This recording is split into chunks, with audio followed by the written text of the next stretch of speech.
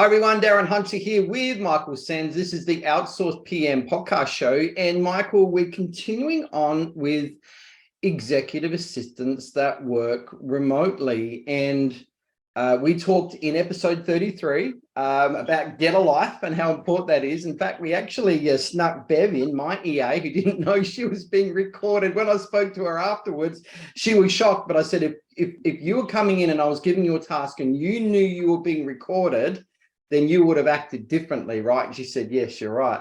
So if you want to hear how good an executive assistant can be based remotely, have a listen to episode 33. But Michael, executive assistants, now we've done a lot of talk around virtual assistants, okay, working from home, but now we're taking a little bit of a detour on executive assistants.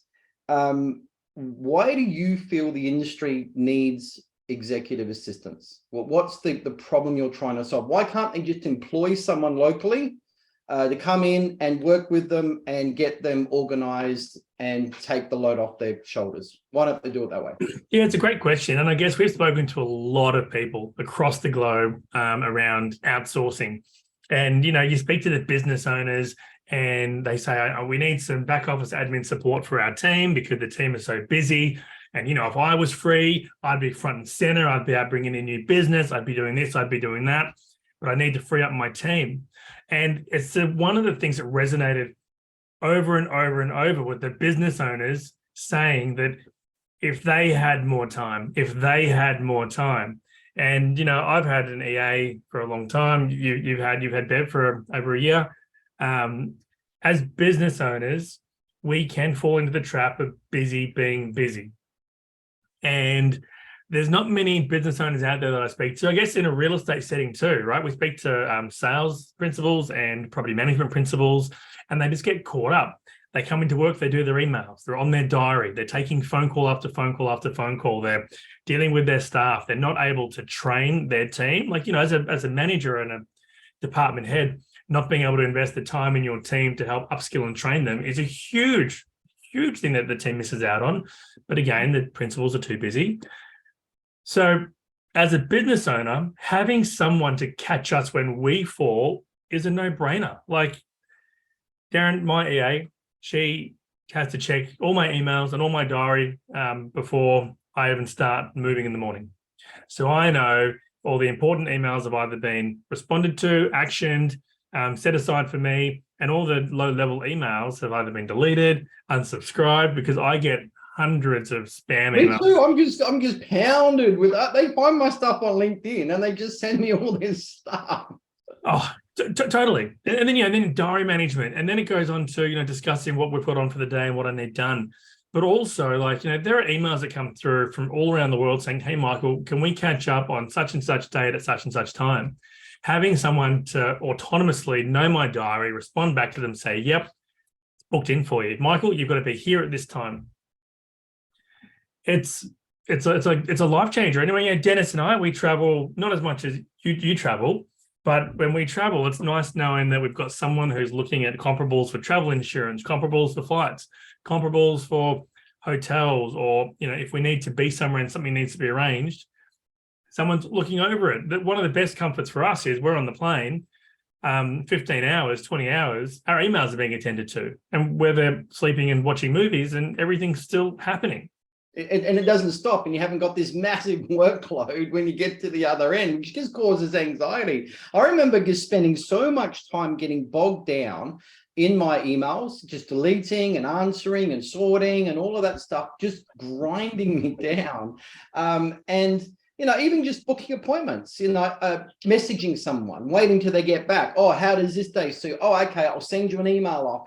And then even with email ping pong and all of this, it just wears you down. With Bev, I say, Bev, I want you to go and contact this person. I want them booked in my diary, and off she goes. And she knows when to book in stuff, because I've already trained her on all of that. She just does all the legwork, and what that results in is that now I'm not get caught up being busy like a hamster on a hamster wheel with all the low end stuff. I can focus on my big projects now, which means so much more to the business and will get so much more traction than messing around on my email inbox. So everyone out there, I just encourage you, until you actually experience the freedom that an executive assistant brings, if you're getting resentful, if you're getting burnt out, doing this, you're thinking, I didn't sign up for this, but I've got myself another job. I wasn't supposed to be working for someone else, but now I'm shackled to something that I have created, and you're feeling resentful. You need an executive assistant if that's the case. So, Yeah. Michael, let's just move on with this, because let's talk about executive assistants working remotely. And for everyone, I personally would go with a remote person all the time. I don't have to have a person sitting next to me, placing them in an office, seeing what they eat for lunch during the day, hearing about all the stuff that goes on at home. I don't have to hear any of that banter, any of that. Based remotely is such a better thing. But Michael, where do you find these people? Just on that too, though, Darren, if you want to engage and talk to your executive, you can. Like, we have a lot of clients with EAs, and it comes down to personality, right? We have a lot of like female business owners, and they are fantastic at what they do. They know everything about their team member. But, where I'm like you, Darren, where I just want to kind of log in, focus on the stuff I've got to get done. Then I do a general chit chat. But at the Christmas party, you saw they're all human. And you made a comment before when you were in Philippines and you were walking through the shopping malls, and you see the different types of people that are there, some really highly qualified and some those that are over enthusiastic Telstra operator type people. It's a really unique experience in trying to find the right qualified person for that role. Now, we've gone on and on about virtual assistants and back office admin support and lease renewals and maintenance and arrears. And, an executive can do a lot of those tasks, but you're looking for someone that is switched on. You're looking for someone that has strong attention to detail, good at planning. If they've got some event planning in there, even better, but someone who's good at planning, someone who can think methodically and on the go too, and someone that doesn't need my guidance all the time. They're able to make decisions, and even if they make a wrong decision like a normal team member would, nothing's critical. Like, they book him, you get double booked into an appointment, Darren, or these are all things that can be mixed and trained. But you're looking for a certain quality in that person. So when I'm in the Philippines and I go to all these different hotels, and there are some people there in the hotels that are absolutely amazing.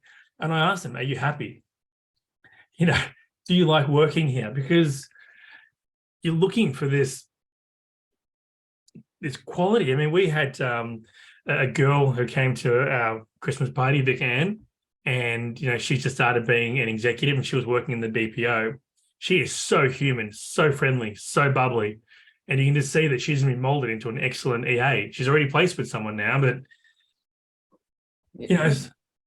So, Mike, if I can just jump in here, because here is the deal. We go into the hotels and we meet these people behind reception, and they speak very well. They're very good, very professional. They're very polite. They're just so good. If only we could import them, into our country, would do so well. And you go into the shopping or wherever, and you come across good people. But only until you're actually in Manila do you experience this. You experience the beast out the front door on the roads. It is crazy. It is mind-numbing. It is heart-altering. The traffic that you go through and what these people go through that are working in the hotels, all the call centers that are working with the banks, that are working with Australian companies and these big, massive corporations, they have to tackle the awful, crazy traffic in Manila every day. And they're willing to give an hour and a half of 2 hours each way. So 4 hours, we've even seen 6, Michael, to work these jobs. And some of them just have enough and they want to work from home. And that's why and how we find, well, Michael, I guess this is how you find your executive assistants. Yeah. And it's, what I find even more interesting, and now that you've been there, you understand a bit more.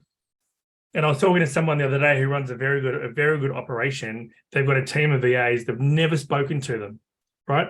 a lot of people out there that have got VAs and executive, well, not so much executives. I don't know very many people that got remote executive assistants, but a lot of the companies, they don't have a relationship. They don't talk to the VAs, and that's because their VAs don't have great English. They don't have the capacity to help more. So, we look for people that can help more, that can triage, that can problem solve, that can go above and beyond. So there are, Darren, you haven't been up to Clark yet, right? So Clark, a lot of people who have got executive or virtual assistants are familiar with Clark. Clark is a beast of a location. It is a couple of hours north near Pampanga, and you can put a ring around the business district. You got the polished mall there. You've got the nice fancy restaurants at the bottom. You've got H&M. You've got like all these retail stores, and then above that, you've got call centers. And these call centers are layered with the grunt workers, and then the people on top of that, and then there are people on top of that, and then there are people on top of that. And then you got the business owners and the managers who sit in an ivory tower at the top that have no connection to the team below. Now, if you step like 20 meters outside of the car parking area, you are riddled with just poverty. You've got aluminium walls, you've got chickens running loose, you've got cows in the background, you've got high pollution. You've got team members going to an office that's not realistic for what they're, for where they're living and what they're doing. And they're living in just really bad areas. A lot of people who have VAs don't know where their team members live. And that determines a lot of the quality that you're also going to be getting. When we're looking for executives and VAs, they've got to be living in certain minimum conditions. They can't be living in a forest. They can't be living with the cows in the background and the toot of the Jeeps going in the back. It's and you're looking for that certain quality in a person, and that's why we have a home setup, remote home setup, because you can get good quality people that are highly qualified. They don't want to go into an office, but they want to give you the 100% productivity that they could give in an office, but to you, and they get to dedicate it. And they want their life back, just like you do. And bosses want their life back. These people want their life back too, because if in the Philippines, of course, family is so important. These people don't want to be giving their life anymore, 3 or 4 hours a day in this stupid, crazy, mind-numbing Manila traffic. And this is why and how you get these sorts of people. Now, Michael, let's talk about, for example, Charlotte, who was your former executive assistant. She's moved on to bigger and better things, and good on her. She came from Cathay Pacific. What sort of role was she doing with Cathay Pacific before she came? Because she was like far out. If we could just clone people like that. But what did she do with Cathay? Yeah, she was customer service. She was helping, check the luggage in. She was helping do the tickets. She was helping with the problem solving, but she was very much front and center of meeting with people. And the good thing about having a face-to-face interaction with people, Darren, is you can think faster. If you have people that have only been working in a call center environment, they are only used to being variable on a script. They have no real crunch. You're in front of me, Darren. I need to think. I need to problem solve. I need to help you out now. So looking for people that have got real world problem solving experience, Darren. Charlotte had that. And, the EAs that we recruit have got real world experience. They don't have to come from a call center. In fact, our preference is that they don't come from a call center, because we don't want the transactional. It's okay having experience, but we don't want that transactional aspect. I've seen the transactional aspect, and I just shake my head. These people aren't taught to think for themselves. They just taught to do what they're told to do, and that's all they do, and they don't question that. And that's a real culture in the Philippines. So to find these people that are able to use a high level of initiative, well, they're the people suitable for an executive assistant. And so from that, Darren, from all the conversations that I have, it's been such a surprise to business owners that there is somebody out there remote who can actually help them. And a lot of business owners that we speak to, Darren, like they set up the business, they want financial freedom, but they've really just created themselves a job. They don't have that they don't feel they've got that freedom to go on holiday, to take leave, to, have a leave early or go have lunch with the family or whatever it is, or even just to grow the business at the rate they should be growing at, because you should never stop growing your rent roll or your sales business, because it's a way of life, it's an income, and you want to have flexibility.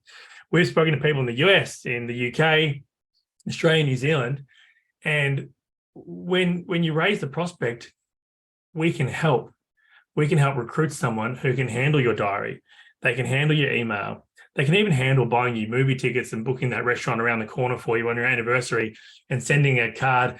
I mean, Darren, don't tell Kat this, but I travel, and sometimes Charlotte would go on and order flowers. Yeah, or book a restaurant, or book. We want to do Dennis and I want to do dinner tonight. Find us a place to go.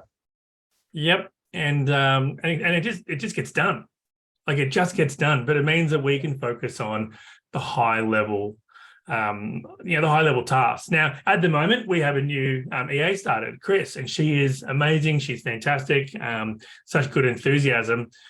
But now Dennis and I are going through that process of showing her how we like things done, like the response time to certain emails, how to respond to our emails, how we like our diary being done, how to work with Dennis and myself. I think she's finding that a bit challenging because we're at two different speeds and Dennis is always away on holiday.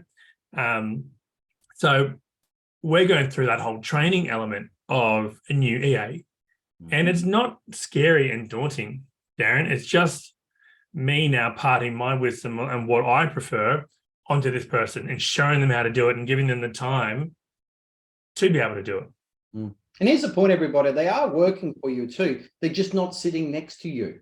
Because in this day and age where, cloud programs, everything's online, all your programs are online, anyone else can get access, of course, with your permission. Michael, what about things like, people might be thinking, well, what about confidential emails or confidential information that this person is exposed to, that the boss is exposed to with other employees, things like that? What about confidential information? How worried should people be with an executive assistant placed remotely in this regard? I mean, you can limit the information that someone sees. You can give them different email access accounts. You can do all those things. But Darren, I give my EAs uninhibited access to my emails, and I've got a number of different emails. There are personal emails that come through there, and I have no problem because I have a level of trust. As far as confidentiality, they sign NDAs, and it's not. I haven't found someone, Darren, that has that in them to burn someone or to break confidence. I know there are other agencies out there, and there are issues around confidentiality and problems, but they also pay like minimum wage and have really bad work conditions, and people are driving 8 hours, a day, and their conditions are a lot worse. I don't want to talk about what other companies and the practices that they go through, but we look after our team. Like, our team feel like family, and they all feel like family to each other too. They work from home, they're remote, but we have a happiness officer, Darren, like someone who's just there to love the team members, keep them engaged, organize meetups. So yes, they might be working for you as your EA, Darren, but they also know they've got a greater sense of belonging in an even larger team that they get to meet up with locally several times a year. They get to catch up on Zooms every week with them. Yeah, and I met them. I mean, we had the Team Spotters on Christmas party, a couple of weeks ago in the Batangas. We hired out, or you hired out a resort. They all came in. Part of the getting there was on a boat. They had a lot of fun. We stayed there for one night. They love karaoke. they just love karaoke. They love good company, and they're just a whole heap of fun and just lovely, good, down to earth people. They're just amazing. Like, I can't speak more highly of the team that we have. But if you're a business owner out there, like, I invite you, let's have a conversation about what you're doing at the moment and where you are busy with your bottleneck. And, in an ideal world, what do you want to be doing? Is it spending more time building new business? Is it going on more vacations and like making sure that you've got someone there who's got your back? Is it you want more time with the family, or you just need your office to be run better and you to be managed better? And, and again, Darren, there are business owners out there that are not equipped to run a team, right? It's not in their DNA. They're accidental business owners and they need help. And that's fine. It's okay to ask for help. It's okay to have someone behind you, supporting you, telling you where to be, what your meeting is. I mean, I love this, Darren. My EA will send me a message before the meeting and say, hey, Michael, these are the points in what you're talking about today, or this is what you spoke about last time, or this is the question that they're asking, or this is an office, they've got 500 managements, they're located here. And, some relevant points, even social media profile pages of them. And then when I'm talking to someone, I say, oh, hey, I see you love cooking. Oh, I see you're overseas recently. Oh, wow. How did you know that? It's amazing what they can do. So yeah, if you're a business owner out there, Darren, if you go to teamsbydesign.com, contact us, just drop us a note and we'll book in a time, we'll catch up. And we can catch up pretty fast too. We love having these conversations. And look, just of course, typically with these sort of things, Mark, you're given an invitation for people to contact you to have a chat about it. Typically, already in people's minds, there's things like, tasks. Will my tasks be done accurately? Will they be done on time? We talked about English skills. Just go to episode 30, everybody, and listen to Bev when she came. Didn't even know she was being recorded. I gave her a task, and you saw how I chatted with her and how she responded back, how she clarified things. Have a listen to that. These people have great English skills. There's other things about data breaches or any big mindset issue that you have that stops you getting in contact with Michael. Get in contact with Michael anyway and throw your big rocks, because Michael is able to show you, doesn't matter what objection you've got, there is an effective answer. And don't let those objections stop you getting the freedom that you need to actually work on high-end things and give yourself a breather and take the anxiety off your shoulders with what you've created for yourself. I can't live without an EA, Darren. I think that I couldn't. It's just too hard. My life is so much better, and it's like the clouds are clear. I'm not going through those turbulent storms and stuff, trying to do all these little things myself. But anyway, all the best, everyone. Thank you so much, and don't forget, go and check out episode 33, which is the one just before this. Get in contact with Michael. Take care, everyone. Bye.